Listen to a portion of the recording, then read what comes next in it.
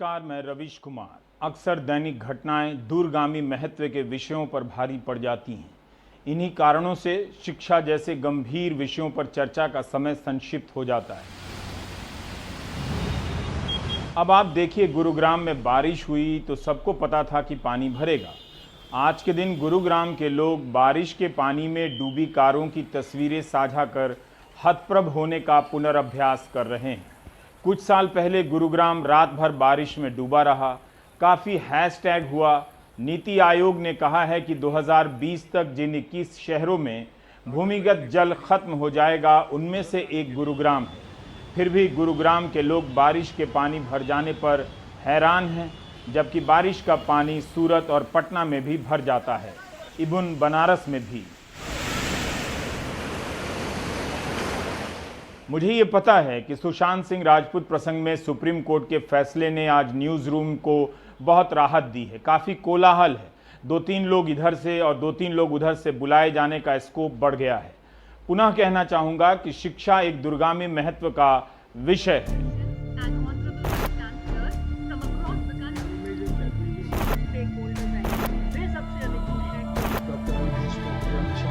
देश का यशस्वी प्रधानमंत्री सशक्तिकरण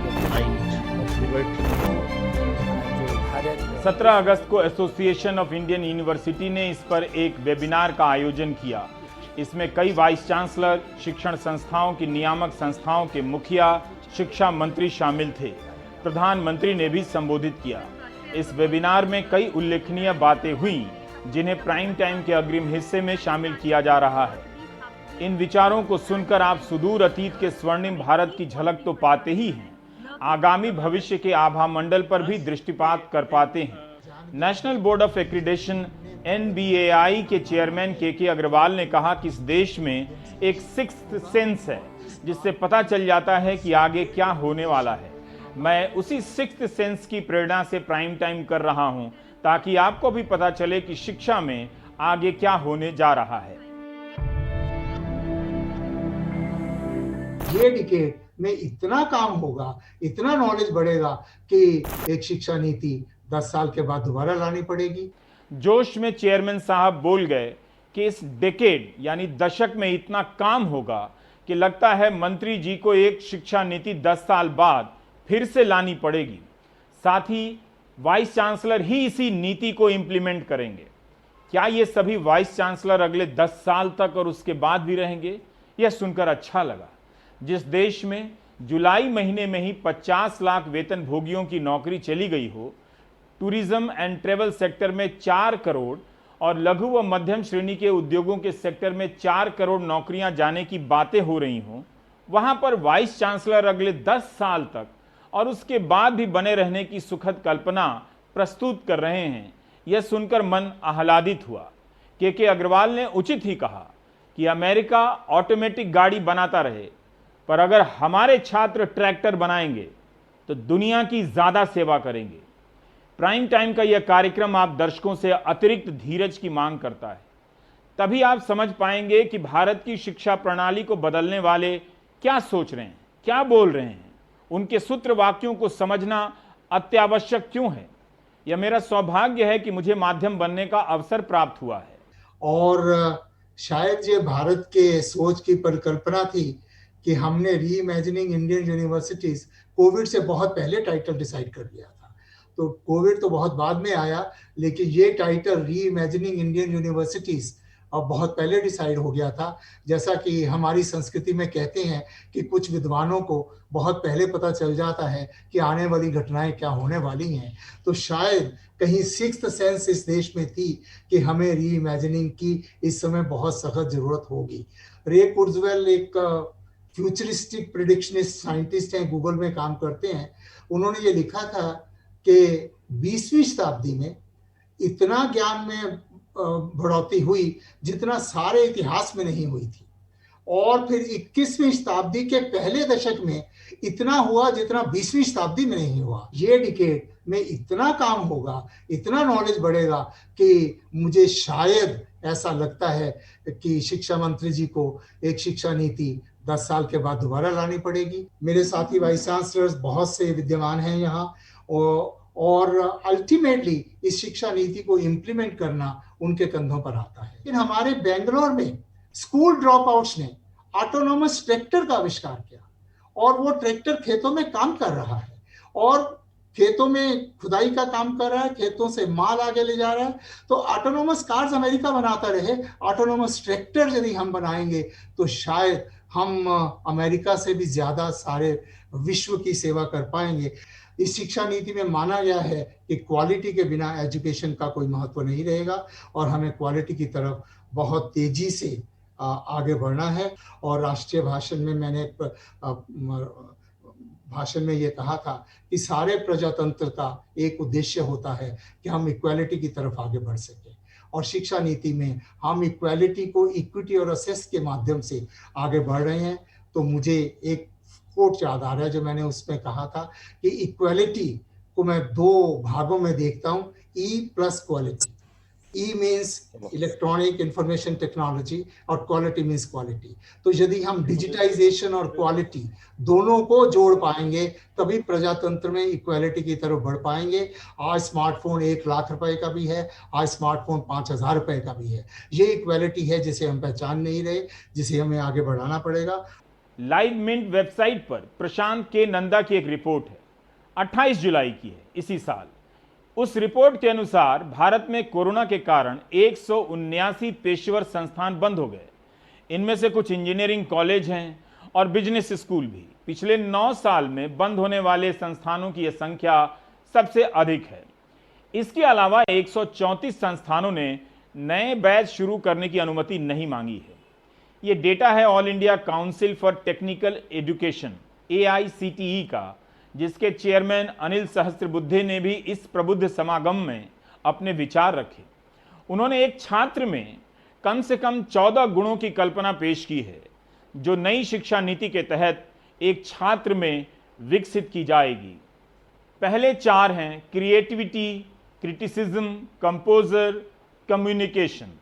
अगले 4 गुणों में क्वोशंट पर जोर है, intelligent quotient, emotional quotient, spiritual quotient, social quotient. इस तरह से 8 गुण हो जाते हैं। 3 और गुण हैं जो छात्रों में होने ही चाहिए, होंगे भी।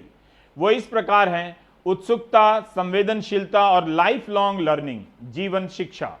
इसके अलावा 14वां गुण यूनिवर्सल ह्यूमन वैल्यू भी देना है ताकि इन 14 गुणों से लैस आपके बच्चे ग्लोबल नागरिक या नेशनल सिटीजन बन सकें। जिस देश के एक बड़े राज्य यूपी में 8 लाख बच्चे हिंदी में फेल हो जाते हैं 10वीं और 12वीं में, वहां के बच्चों को ये 14 गुण मिलेंगे तो कितना अच्छा होगा।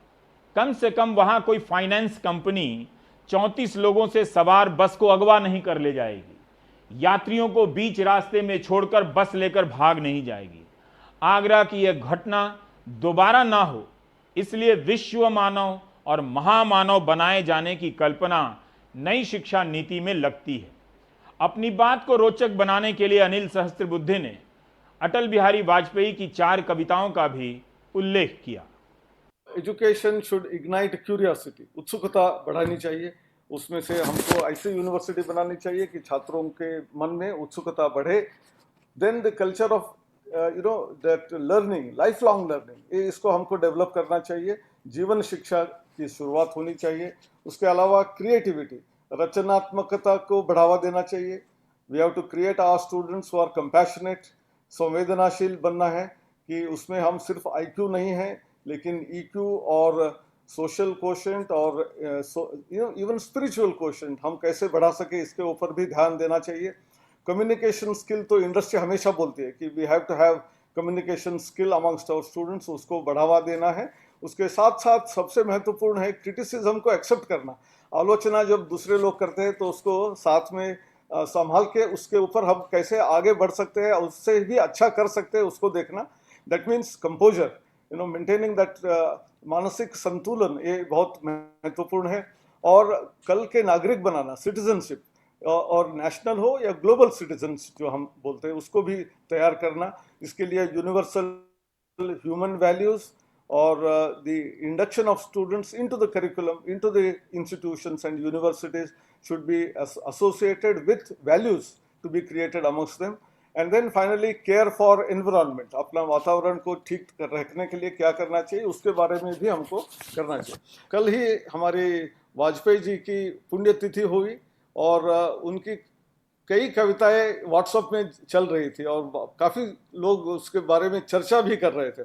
तो मैंने ऐसे ही देखा कि 4 कविताएं जो बहुत ही महत्वपूर्ण है, आज के दिन के लिए भी लागू होती है, तो है क्या खोया क्या पाया।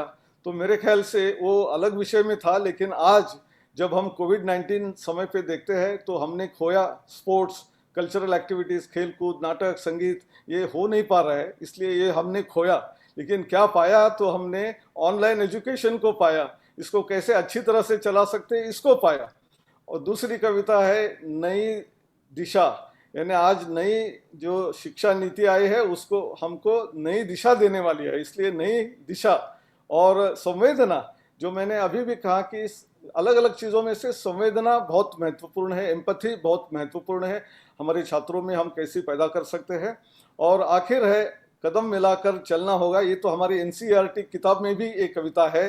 तो सबका साथ सबका विकास जो है वो कदम मिलाकर सबको चलना होगा। मेरे ख्याल से ये सब चीज़ें यदि हमारी यूनिवर्सिटीज़ जो रीइमेजिन हम कर रहे हैं उसमें यदि आ सकती है, तो मेरे ख्याल से हमने सिर्फ हमारे देश के लिए नहीं, पूरी दुनिया के लिए एक बहुत ही अच्छा शिक्षा का एक समर्पण कर रहे हैं। ऐसा लगता है जैसे हमारे पुराने ज़माने में जो हम विश्व गुरु कहते थे, फिर एक बार हम लीडरशिप रोल को अदा कर सकते हैं, उस दिशा में जा सकते हैं। हम विश्व गुरु कब से बनते जा रहे हैं, बनकर ही रहेंगे। सभी वक्ताओं ने अपने वक्तव्य की शुरुआत में या आगे चलकर प्रधानमंत्री का जिक्र किया, जो कि परिवेश के अनुकूल ही था। यूजीसी के चेयरमैन धीरेंद्रपाल सिंह के विचार भी सारगर्भित रहे। कम से कम पता चल रहा है कि लोकल प्रोडक्ट को कंज्यूम करने वाला भारतीय ग्लोबल सिटीजन कैसे बनेगा। केंद्र से लेकर राज्यों में अतिथि शिक्षक, तदर्थ शिक्षक, शिक्षा मित्र, नियोजित शिक्षक नाम के अनेकानेक श्रेणियां बना दी गई हैं, जो हर समय अपनी सैलरी और नौकरी हेतु प्रदर्शन करते रहते हैं, मजबूर हैं। दिल्ली विश्वविद्यालय में विगत वर्ष उन शिक्षकों का लंबा आंदोलन चला था सर्दी के दिनों में, जो कई साल से कॉन्ट्रैक्ट पर पढ़ा रहे हैं, तदर्थ पढ़ा रहे हैं। उनकी नौकरी पक्की करने का वादा पूर्व के मानव संसाधन मंत्री प्रकाश जावड़ेकर ने संसद में किया था, मगर पूरा नहीं किया। ये विश्व मानव की क्वालिटी नहीं है। ऐसे पहलुओं पर मुझे कहीं कोई और विचार सुनाई नहीं दिया इस समागम में भी। मुझे नहीं लगता कि ठेके पर पढ़ाने वाले शिक्षक भारत के नागरिक को विश्व मानव या महामानव बना पाएंगे, जिसकी कल्पना इस समागम में वक्ताओं ने पेश की। यूजीसी चेयरमैन ने विश्व मानव बनाने की भी बात की है। आपके बच्चों को इतना कुछ बनाया जाने वाला है और आप हैं कि एजुकेशन पर सीरियस ही नहीं है। ये जब ये राष्ट्रीय शिक्षा नीति देखते हैं तो राष्ट्रीय शिक्षा नीति में हमें अपना प्राचीन भारत दिखाई देता है, हमें अपना अतीत दिखाई देता है, गौरवशाली अतीत दिखाई देता है, हमें वह सब सांस्कृतिक विरासत की झलक इस राष्ट्रीय शिक्षा नीति में मिलती है, जो कि हमारे विद्यार्थियों को पता होना चाहिए। सामूहिक रूप से कलेक्टिवली थ्रू कलेक्टिव विजडम हम पूरे विश्व की अगुवाई कर सकें। और इसलिए इस शिक्षा नीति में विशेष रूप से जो मैं चर्चा करना चाहूंगा वो ये कि कहा गया है कि विश्व मानव हम तैयार करें, develop global citizens, not only responsible Indian citizens but also to develop global citizens. लेकिन माननीय प्रधानमंत्री जी ने 7 अगस्त को बहुत सारी महत्वपूर्ण बातें हम लोगों के साथ शेयर की, और उसमें से एक महत्वपूर्ण बात ये थी कि हम विश्व मानव तो बनाएं लेकिन अपनी जड़ों से जुड़े रहें। और जब जड़ों से जुड़ने की बात आती है तो हमें अपना परिदृश्य, हमें अपना परिवेश, हमें अपनी सांस्कृतिक विरासत, हमें अपनी परंपराएं, हमें अपनी भाषाएं, भारतीय भाषाएं, इनके माध्यम से हम अपनी जड़ों से जुड़ते हैं। उसका भी ख्याल रखें, उसके साथ साथ हम विश्व मानव बनने की कोशिश करें। एक और उन्होंने बात बहुत महत्वपूर्ण की, वो है अतीत और आधुनिकता दोनों को साथ लेकर के चलें। शिक्षा मंत्री को सुनना मेरे लिए हमेशा एक नया अनुभव होता है। उनकी भाषण शैली सारे मंत्रियों से पृथक है। उनके भाषण में कल्पना और संकल्पना की अनुपम छलांग दिखती है, मिश्रण भी। वे कभी भूलते अटकते नहीं हैं, प्रवाह पर पकड़ के साथ विषय का भी ध्यान रखते हैं और दूसरे मंत्रालयों की योजनाओं का भी उल्लेख करना नहीं भूलते। वे एक रॉ में कई योजनाओं को शिक्षा नीति के लक्ष्य से जोड़ते चलते हैं, वैसी योजनाओं को भी जिनके बारे में अब सरकारें कम बात करती हैं। मीडिया भी जांच नहीं करता कि स्किल इंडिया का क्या हुआ, स्मार्ट सिटी का क्या हुआ, मेक इन इंडिया का क्या हुआ। प्रधानमंत्री जी कहते हैं कि मुझे नए भारत के निर्माण की जरूरत है। वो एक नए भारत के निर्माण की बात करते हैं। कैसा भारत? जो स्वच्छ भारत हो। ये स्वच्छता केवल इस सफाई का नहीं है, मन की स्वच्छता, दिल की स्वच्छता, अकलुषितता, स्वच्छ भारत, सशक्त भारत, स्वस्थ भारत, श्रेष्ठ भारत, आत्मनिर्भर भारत और एक भारत। ये ऐसा भारत चाहिए जो आत्मनिर्भर भी हो, सशक्त भी, समर्थ भी हो, और एक और श्रेष्ठ भारत। उस श्रेष्ठ भारत का रास्ता भी यदि मोटा मोटा देखेंगे तो make in India, digital India, skill India, startup, stand up और प्रधानमंत्री मुद्रा से होकर के गुजरा है। और इन सब के लिए, मेक इन इंडिया के लिए भी और डिजिटल इंडिया के लिए भी और स्किल इंडिया के लिए भी बाकायदा रास्ते हैं। और इन रास्तों पर उन्होंने, प्रधानमंत्री जी ने पीछे के दिनों में कहा कि इन सब के लिए ये देश श्रेष्ठ बने, ये देश आत्मनिर्भर बने, ये पूरी दुनिया का मार्गदर्शक बने, इसके लिए ये जो राष्ट्रीय शिक्षा नीति 2020 आई है, ये उसकी आधारशिला है। शिक्षा नीति सरकार के फैसले का हिस्सा हो चुकी है, फाइनल हो गया है। मेरी राय में आपको शिक्षा मंत्री के एक एक शब्द पर ध्यान देना चाहिए। उनके सूत्र वाक्यों से भी काफी दिशा मिल सकती है। पहले के शिक्षा मंत्रियों को अपनी सरकार ही नहीं, अपने मंत्रालय की नीतियों के नाम नहीं मालूम होते थे। मौजूदा मंत्री को कितने विषयों, पुराणों और ऋषियों के नाम याद हैं। वाइस चांसलर की बैठक में दिया गया उनका यह भाषण केवल लालित्य से परिपूर्ण नहीं था, पांडित्य का भी प्रचंड प्रदर्शन था। आप उनके विचारों को समग्रता में सुनने का प्रयास कीजिए। चारों तरफ उजाला ही उजाला दिखाई देगा। यह अनायास नहीं था कि इंडियन एक्सप्रेस ने उनसे विस्तृत वार्ता की है और प्रकाशित किया है, जिसकी भूरी भूरी प्रशंसा पूर्व चुनाव आयुक्त एसवाई कुरैशी ने अपने प्रातःकालीन ट्वीट में की है। हमने शिक्षा मंत्री के भाषण को संपादित किया है, कुछ अति महत्वपूर्ण प्रसंगों को पहले कर दिया है, यानी क्रम बदल दिया है। इसे संपादकीय छूट कहते हैं। यदि मैं सूत्र रूप में इस बात को कहूँगा तो मैं कहूँगा कि हाँ, जीवन मूल्यों के आधार पर खड़े होकर के, जीवन मूल्यों के आधार पर ये खड़े होकर के, और ये चाहे वो वेद, पुराण, उपनिषद, योग, आयुर्वेद, ये जो पुराने हमारे जो भाष्य, हमारा भाषा विज्ञान से लेकर के और तमाम खगोल शास्त्र से लेकर तमाम हमारे विज्ञान है, उसको साथ अतीत को पकड़ करके वर्तमान के साथ जो वैज्ञानिक विधाओं से जो हमारा समृद्ध इतिहास है, उसको वैश्विक धरातल पर परिवर्तन करने की इच्छा शक्ति के साथ ज्ञान, विज्ञान, अनुसंधान, प्रौद्योगिकी से युक्त, नवाचार से युक्त ये जो विश्व प्रतिस्पर्धा की सफलतापूर्वक मुकाबला करने वाली ये जो नीति है, ये गुणवत्तापरक भी होगी, ये उत्कृष्टता से युक्त भी होगी, ये उदारवादी भी होगी, ये समाज के अंतिम छोर के व्यक्ति को भी स्पर्श करने वाली, आसानी से पहुंच वाली भी होगी।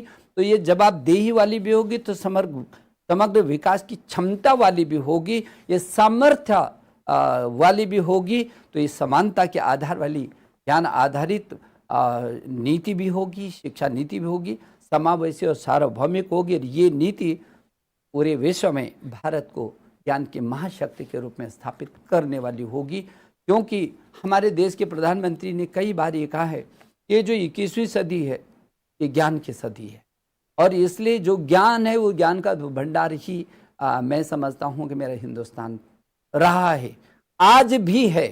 उसको पकड़ने की ज़रूरत है, उस पर शोध और अनुसंधान करके नवाचार के साथ आगे बढ़ाने की। और इसलिए मैं ये समझता हूँ ये क्षण हमारे लिए, हमारे सबके जीवन के लिए बेहद चुनौती भरे अवसर लेकर के और नई छलांग मारने के लिए हैं। हम सभी देश के कुलपति आज एकत्रित हुए हैं। टीवी ने आप दर्शकों को बिगाड़ दिया है। तू मैं की बहस दिखाते दिखाते आपके भीतर का गांभीर्य और धैर्य चला गया है। एक सजग दशक के तौर पर स्वयं को पुनर्प्रशिक्षित करने का वक्त आ गया है।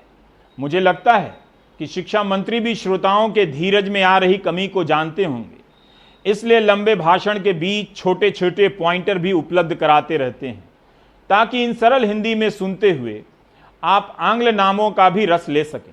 उनके सूत्रवाक्य हिंदी में कम होते हैं और ज़्यादातर अंग्रेजी में। और यदि मैं ये कहूँ कि इनको मैं 5 आई में बांट दूँ इस शिक्षा नीति को, तो मैं कहना चाहता हूँ ये इंडियन होगी, इंटरनेशनल होगी, इंटरैक्टिव होगी, इम्पैक्टफुल होगी, इंक्लूसिव होगी। तो आपने देखा कि शिक्षा नीति 5 आई में बंट गई है। इसके खंड, उपखंड, प्रखंड और ब्रह्मांड का विवरण आगे भी सुनिएगा। ऐसा नहीं है कि 5 आई में ही बातें खत्म हो गई, अभी और नाम आपको सुनने को मिलेंगे। शिक्षा मंत्री निशंक भी अटल बिहारी वाजपेयी के वाक्यों को उद्धृत करते हैं। बिना डंडा के लीड करने वाली लीडरशिप क्वालिटी पर बात कर रहे हैं। बेशक मौका नई शिक्षा नीति पर विचार विमर्श का है, लेकिन यह सब भी तो उसी का पार्ट है। उन्होंने बताया कि बड़ा मन होना चाहिए, बड़ा धैर्य होना चाहिए, बड़ी प्रखरता होनी चाहिए, समर्पण होना चाहिए। शिक्षा मंत्री के एक वाक्य को स्कूलों की दीवारों पर लिखा जाना चाहिए। मेरी राय, मैं काफ़ी प्रेरित और प्रभावित हुआ। उन्होंने कहा कि ये उनके ही शब्द हैं कि हम इस धरती पर मानव को बड़ा बनाने के लिए ही पैदा हुए हैं, हम महामानव बनाने के लिए पैदा हुए हैं। उनके पहले के वक्ताओं ने विश्व मानव बनाने की बात की, लेकिन उनसे भी आगे जाकर शिक्षा मंत्री ने महामानव बनाने की बात की है। आपके बच्चे अब विश्व मानव या महामानव दोनों में से एक बनकर ही रहेंगे। एक भी बन जाएं तो खुशी की बात है। ये लीडरशिप केवल डंडा लेकर के नहीं की जा सकती है। हमारे बहुत बड़े लीडर हैं, दुनिया को लीड किया है, उनसे भी हमको देखना पड़ेगा, सीखना पड़ेगा। इसीलिए हमने पीछे के दिनों में एक लीप प्रोग्राम रखा था कि जो नेतृत्व के विकास की जो क्षमता वाले, किस तरीके से हमारा नेतृत्व क्षमता छोटी छोटी बातों में कई बार तिल का ताड़ बन जाता है। उलझे रहते हम छोटी छोटी बातों में, क्योंकि मैं ये समझता हूँ कि छोटी छोटी बातों में उलझे रहने वाला व्यक्ति हो, समाज हो, संस्थान हो, राष्ट्र हो, वो बहुत आगे नहीं बढ़ सकता। अटल जी कहते थे छोटे मन वाला कभी बड़ा नहीं हो सकता और टूटे तन वाला कभी खड़ा नहीं हो सकता। जो छोटे मन वाला है, छोटी छोटी बातों में केवल अपना समय व्यतीत करने वाला है, खर्च करने वाला है, ख़त्म करने वाला है, कैसे बड़ा हो सकता है? बड़े बनने के लिए बड़ा विचार चाहिए, बड़ा दिल चाहिए, बड़ा मन चाहिए, बड़ा संघर्ष चाहिए, बड़ा धैर्य चाहिए, बड़ी प्रखरता चाहिए, उसी सीमा तक की पराकाष्ठा का समर्पण चाहिए, तब जा कर के बड़ा बन सकता है कोई। और हम इस धरती पर मानव को बड़ा बनाने के लिए ही पैदा हुए हैं, महामानव बनाने के लिए पैदा हुए हैं। और इसलिए पहले तो हम स्वयं को तैयार कर पा रहे हैं कि नहीं, और ज़रूर हमको पहले तो स्वयं तैयार करना पड़ेगा, अपनी टीम तैयार करनी पड़ेगी। क्योंकि मैं समझता हूँ जिस दिन हम मन से तैयार हो गए उस दिन आदि समस्याओं का समाधान होकर के हम पूरे मैदान में ताकत के साथ दौड़ेंगे। हम ज्ञान, विज्ञान, अनुसंधान को साथ लेकर के चलेंगे। महामानव बनाने का यह प्रोजेक्ट उल्लेखनीय है, टीम भी बन रही है। उन्होंने कहा कि 2035 तक 50% तक ग्रॉस एनरोलमेंट बढ़ाने का लक्ष्य है। 3.5 करोड़ नए छात्र उच्च शिक्षा में अपना पांव रखेंगे। ट्रांसफर ऑफ क्रेडिट की सुविधा होगी, 1 साल का भी सर्टिफिकेट मिलेगा, 2 और 3 साल का भी। पढ़ाई बीच में छूट गई तो प्रमाण पत्र मिल जाएंगे, वापस भी आकर पूरी कर सकते हैं। कॉलेज और यूनिवर्सिटी को स्वायत्तता देने का प्रावधान का जिस विस्तार से उल्लेख किया गया है, उसे लेकर घबराने की जरूरत नहीं है। वैसे ही कॉलेज और यूनिवर्सिटी में हजारों पद खाली, अब इनमें से कुछ कम भी हो जाएं तो क्या फर्क पड़ता है कि नहीं? स्वायत्तता को लेकर 2 राय तो रहती ही है, जिसमें से एक राय सरकार की भी होती है और वही लागू भी होती है। मुझे लगता है कि जो स्वायत्तता की है, हम लोग हमेशा इसके पक्षधर रहे हैं कि शैक्षणिक संस्थानों को स्वायत्तता मिलनी चाहिए। और स्वायत्तता उसकी मूल्यांकन के आधार पर मिलना चाहिए।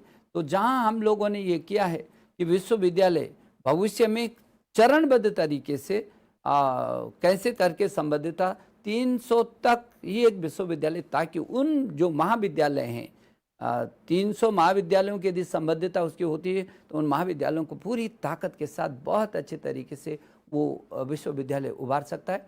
और जो 45,000 डिग्री कॉलेज हैं हमारे, उन 45,000 डिग्री कॉलेजों को चरणबद्ध तरीके से कैसे करके, अभी जब बात हो रही थी मूल्यांकन की बात हो रही थी, चाहे नए को चाहे NIRF हो, वो जब तक हम अपना मूल्यांकन नहीं करेंगे तब तक कैसे आगे बढ़ेंगे।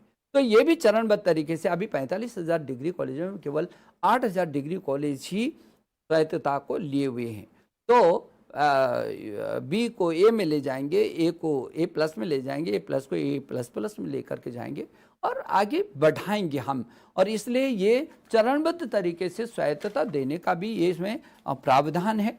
महाविद्यालयों यानी कॉलेज और विश्वविद्यालयों यानी यूनिवर्सिटी में जो शिक्षकों की कमी है, क्या अब कभी पूरी भी होगी? शिक्षा मंत्री के भाषण में इसकी योजना पर कुछ नहीं मिला।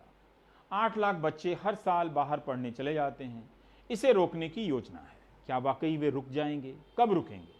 ब्रेन ड्रेन रोकने का नारा तो हम कब से सुन रहे हैं। शिक्षा मंत्री निशंक ने इसके लिए स्टडी इन इंडिया और स्टे इन इंडिया का नारा दिया है। ये 5 I के अलावा हैं जो पहले बताया है। निशंक ने तक्षशिला, नालंदा और विक्रमशिला की बात की। नालंदा और विक्रमशिला का संबंध बिहार से है। कम से कम आज के बिहार में महाविद्यालयों और विश्वविद्यालयों की क्या हालत है, उस पर भी तनिक उवाच करते तो समीचीन रहता। प्रतीत होता है कि मंत्री जी ने समस्याओं को छोड़ दिया है, उन्हें स्थगित कर संभावनाओं की नवीन कल्पनाओं और संकल्पनाओं की ओर प्रस्थान कर चुके हैं। आखिर क्यों जाएं इस देश के 7.5 और 8 लाख छात्र विदेशों में पढ़ने के लिए, जहां तक्षशिला और नालंदा, विक्रमशिला जैसे विश्वविद्यालय इस देश के अंदर हों, जहां पूरी दुनिया ज्ञान, विज्ञान और अनुसंधान के लिए आती हो। ऐसे देश से लोग बाहर क्यों जाए? इसलिए हमने कहा स्टडी इन इंडिया और stay in India. Stay in India ये हमने अभियान लिया इस समय कि उनको स्टे करना चाहिए। जो उनको दुनिया में शिक्षा मिल सकती है वो शिक्षा हमारे यहाँ भी मिल सकती है। इसलिए हमने दुनिया के शीर्ष टॉप 100 विश्वविद्यालयों को भारत की धरती पर हम आमंत्रित भी करेंगे, और लेकिन वो हमारी शर्तों पर होंगे, वो हमारे पाठ्यक्रमों के साथ समन्वय करेंगे, और हमारे भी जो शीर्ष विश्वविद्यालय उनको भी हम दुनिया के अंदर तक लेकर के जाएंगे। क्या इस नीति के बाद पढ़ाई महंगी हो जाएगी, गरीबों के लिए मुश्किल हो जाएगा? क्या स्वायत्तता के नाम पर सरकार अपनी जिम्मेदारी से मुक्त हो जाएगी? महंगी फीस के लिए पैसा कहां से आएगा? अमेरिका में छात्रों पर अरबों रुपए का कर्जा हो गया है। क्या हम अपनी ऋषि परंपराओं के बहाने ऐसी योजनाओं के लिए लाल कालीन बिछा रहे हैं? शिक्षा मंत्री चाहते हैं कि भारत का छात्र विश्व मानव या महामानव बने। क्या ये दोनों प्रकार के मानव निजी संस्थानों में ही बनाए जाएंगे या कुछ सरकारी कॉलेज में भी तैयार किए जाएंगे? ये बिंदु प्रश्नांकित है और मन आशंकित। उन्होंने इंस्टीट्यूट ऑफ एमिनेंस की बात की, 2017 से हो रही है, मगर यह नहीं बताया कि उसकी प्रगति कितनी हुई है। सरकार ने जो बजट निर्धारित किया था उसका कितना पैसा दिया गया और खर्च कितना हुआ। मैं डिटेल बताकर इतने सारगर्भित और लयात्मक भाषण का प्रवाह नहीं रोकना चाहता। तभी भाषण में एक और योजना की गूंज सुनाई देती है, ज्ञान प्लस। बाहर से भी फैकल्टी इंडिया आकर पढ़ा सकेगी। आप भले मेरी आलोचना करें कि शिक्षा मंत्री का इतना लंबा भाषण क्यों दिखाया। मेरा जवाब है, आखिर क्यों नहीं दिखाना चाहिए? आपको कैसे पता चलेगा कि जो लोग आपके बच्चों का भविष्य तय कर रहे हैं वो क्या सोचते हैं, क्या बोल रहे हैं, क्या करने जा रहे हैं? विषय के अनुसार मेरे बोलने का अंदाज बदलता रहता है, लेकिन बदले तो आप जा रहे हैं, मैं नहीं। इस बीच एक और नारा आ गया है, नेशन फर्स्ट और कैरेक्टर मस्ट। लोकल ग्लोबल भी है और एक और नया युग में मिला जो रोचक है, लोकस और फोकस का। आप सुने और मुझे धन्यवाद जरूर दें कि पूरी दुनिया के प्राइम टाइम चैनलों में अकेला एंकर हूं जो शिक्षा नीति और शिक्षा मंत्री के भाषण को गंभीरता से लेता हूं और आदर से दिखा रहा हूं। कोई दूसरा रिकॉर्ड है तो दिखा दीजिएगा। लेकिन मैं ये समझता हूं कि यदि ये नई शिक्षा नीति के बारे में हम चर्चा करें तो ये जो शिक्षा नीति है, ये शिक्षा नीति कहती है नेशन फर्स्ट और कैरेक्टर मस्ट। ये यदि चरित्र नहीं हुआ किसी भी, और राष्ट्र हमारे लिए नंबर 1 है और वो हमारा चरित्र भी है, इसीलिए हमने ये पहला देश होगा तो जीवन मूल्यों के आधारशिला पर खड़े होकर के और विश्व की प्रतिस्पर्धा के शिखर तक पहुंचने की सामर्थ्य रखता है। ये वो शिक्षा नीति आई है। और इसलिए जो भारतीय जीवन मूल्य हों, लोकल भी होगा, ये ग्लोबल भी होगी ये शिक्षा नीति, ये इसमें लोकस भी होगा, इसमें फोकस भी होगा, इसमें टैलेंट पैदा भी होगा और टैलेंट का विस्तार भी होगा। तो टैलेंट भी होगा, कंटेंट भी होगा, पेटेंट भी होगा और रिलीवेंट भी होगा। ये ही शिक्षा नीति में टैलेंट, कंटेंट, पेटेंट, रेलिवेंट, लगता नहीं कि अंग्रेजी शब्दकोश में एंट से समाप्त होने वाला कोई और शब्द बचा होगा। ऐसे जोरदार असरदार भाषण से किसी को शक नहीं होना चाहिए कि शिक्षा में बदलाव नहीं होना है। उन्होंने उचित ही कहा कि शिक्षा नीति जमीन पर खड़े होकर आसमान छूने का सपना दिखाती है। ज्ञान, विज्ञान, अनुसंधान, नवाचार, प्रौद्योगिकी से युक्त, संस्कार युक्त हम मनुष्य को महामानव बनाना चाहते हैं। यदि मनुष्य ही मनुष्य नहीं है तो क्या करना है। हमारे यहाँ कहा जाता रहा है हमेशा, अरुण यहाँ मधुमय देश हमारा, जहाँ पहुँच अनजान चित्त को मिलता एक सहारा। हम तो वो लोग हैं, लेकिन सहारा कौन दे सकता है? जो ताकतवर हो। कमज़ोर किसी को सहारा नहीं दे सकता। सहारा मजबूत आदमी देता है। और मजबूती का मतलब, ताकतवर का मतलब विचारों की ताकत। और विचार कहाँ से आएंगे? हमारी शिक्षा से आएंगे, हमारे संस्कारों से आएंगे। जैसे जिस तरीके से कोई कटी हुई पतंग कोई केवल डिग्री लेकर के बढ़ने वाला, जैसे कटी हुई पतंग की तरह वो यदि ज़मीन से कट गई तो आसमान में उड़ रही है, उसको भी पता नहीं होता कि उसका अंत कहाँ होगा, किस हस्र में वो कटी हुई पतंग जाएगी। हवा के झोंक इधर आता है तो उधर ही भागती है, इधर होता है तो इधर जाता है, अंत तो गत्ता वो कहाँ पर इस खाई में गिरेगी उसको भी पता नहीं है। और ठूंठ सा खड़ा भी कोई इंसान यदि खड़ा हो गया तो न तो फल दे सकता है, न छांव दे सकता है। तो जिसकी जड़ें गहरी नहीं है, वो छोटे से एक हवा का झोंके आने से वैसे उखड़ करके चला जाता है। हमको जड़ें गहरी चाहिए ताकि तमाम आंधी और तूफान भी उसको उखाड़ न सकें। और वो गहरी जड़ों वाला छोटा ही पेड़ क्यों नहीं है, वो फल भी देगा, छांव भी देगा, वो पर्यावरण को भी अच्छा करेगा, नया जीवन भी देगा। इस भाषण को सुनने के बाद किसी को शंका नहीं होनी चाहिए कि भारत का भविष्य उज्जवल नहीं है। छात्रों के जीवन में आने वाले उजाले के इस तूफान को अब कोई नहीं रोक सकता है। 20 साल बाद जब स्मृतियों के खंडहर से लोग प्राइम टाइम का यह एपिसोड निकालेंगे तो मुझे याद करेंगे, कोटि कोटि धन्यवाद देंगे, कहेंगे कि जब जीरो टीआरपी एंकर शिक्षा नीति के और शिक्षा मंत्री के भाषण को गंभीरता से दिखा रहा था तो वो क्यों नहीं गंभीरता से ले रहे थे, बाकी एंकर क्या कर रहे थे। हमें खेद है कि हम सभी वाइस चांसलर के भाषण को शामिल नहीं कर पाए। उनमें से भी कई शिक्षा मंत्री को सुनने के लिए व्याकुल थे, तो हमने उचित ही शिक्षा मंत्री के भाषण पर जोर दिया। भारत की शिक्षा प्रणाली योजनाओं की दोनाली से निकलने के लिए आतुर है। क्या होगा मैं नहीं जानता, जो हो रहा है आपको बता रहा हूं। अब मैं ब्रेक लेने के लिए आतुर हूं।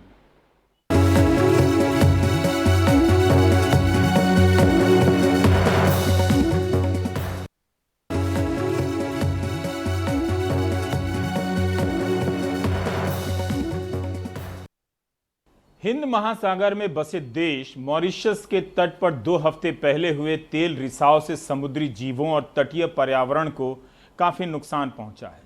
दरअसल वाकाशियो नाम का एक जापानी तेल टैंकर 25 जुलाई को मॉरिशस के पूर्वी तट से टकरा गया था। कई दिनों तक समुद्री लहरों के थपेड़ों से यह जहाज 2 टुकड़े हो गया और 6 अगस्त को इससे तेल का रिसाव शुरू हो गया। मॉरिशस सरकार ने तेल टैंकर को हटाने में देरी की और इसका नतीजा ये हुआ कि जहाज से करीब 1000 टन तेल समुद्र तट पर फैल गया, जिससे इस इलाके में कोरल रीफ को भयानक नुकसान पहुंचा है। जहाज में करीब 4000 टन तेल लदा था, जिसमें से 3000 टन तेल को पंप के जरिए निकाल लिया गया है, लेकिन तब तक तट के आसपास भारी नुकसान हो चुका था। पर्यावरण से जुड़े कई संगठनों का कहना है कि तट पर कोरल रीफ को हुए नुकसान की भरपाई नहीं की जा सकेगी। जानकारी के मुताबिक जापानी जहाज को समुद्र तट से 16 किलोमीटर दूर ही लंगर डालना था, लेकिन वो कैसे तट तक पहुंच गया, अब इसकी जांच की जा रही है। जानकारी के मुताबिक इस तट पर व्हेल मछलियां प्रजनन के लिए आती हैं और यहीं अपने बच्चों का शुरू में पालन पोषण करती हैं। तेल रिसाव से उनके प्रजनन की गतिविधियों पर भी काफी असर पड़ेगा। मॉरिशस सरकार ने प्रभावित द्वीप के पूर्वी तट को आम लोगों के लिए बंद कर दिया है। सिर्फ उन लोगों को ही यहां आने की अनुमति है जो तेल रिसाव से हुए नुकसान से निपट रहे हैं। फ्रांस, जापान और संयुक्त राष्ट्र के विशेषज्ञ तट की सफाई की निगरानी के लिए बुलाए गए हैं। संयुक्त राष्ट्र विकास कार्यक्रम ने तेल रिसाव से पर्यावरण को हुए नुकसान की भरपाई के लिए $2 लाख की रकम मॉरिशस सरकार को दी है। करीब 13 लाख की आबादी वाले मॉरिशस की अर्थव्यवस्था मुख्य रूप से पर्यटन पर ही टिकी हुई है और इस घटना से उसे काफी नुकसान की आशंका है। इस बीच समुद्री तेल टैंकर के कैप्टन को गिरफ्तार कर लिया गया है। ये सुनील कुमार नंदेश्वर हैं, जो एक भारतीय हैं।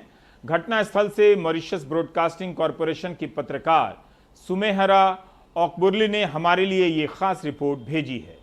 नमस्कार आदाब। पिछले 25 जुलाई से करीब 4000 मैट्रिक टन तेल के साथ मॉरिशस सागर में फंसा एमवी वाकाशो जहाज न केवल मॉरिशस की सुर्खियों में बल्कि अंतर्राष्ट्रीय खबरों में चर्चा का मुद्दा बना हुआ है।